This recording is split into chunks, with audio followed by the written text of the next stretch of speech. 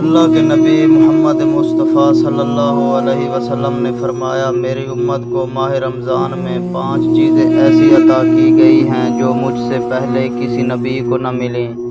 جب رمضان المبارک کی پہلی رات ہوتی ہے تو اللہ تعالیٰ ان کی طرف رحمت کی نظر فرماتا ہے، اور جس کی طرف اللہ تعالیٰ رحمت کی نظر فرمائے اسے کبھی بھی عذاب نہیں دے گا۔ شام کے وقت ان کے منہ کی بو جو بھوک کی وجہ سے ہوتی ہے، اللہ تعالیٰ کے نزدیک مشک کی خوشبو سے بہتر ہے۔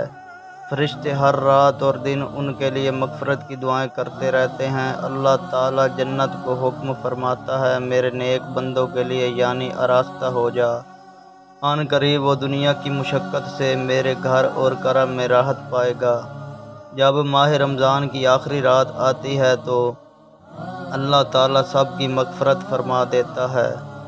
قوم میں سے ایک شخص نے کھڑے ہو کر عرض کی، یا رسول اللہ، کیا وہ لیلۃ القدر ہے؟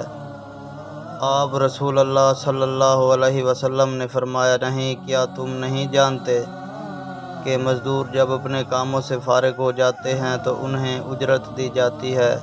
ماہ رمضان میں ایک دن کا روزہ رکھنا 1000 دن کے روزوں سے افضل ہے، اور ماہ رمضان میں ایک مرتبہ تسبیح کرنا، سبحان اللہ کہنا، اس ماہ کے علاوہ 1000 مرتبہ تسبیح کرنے سے بہتر ہے۔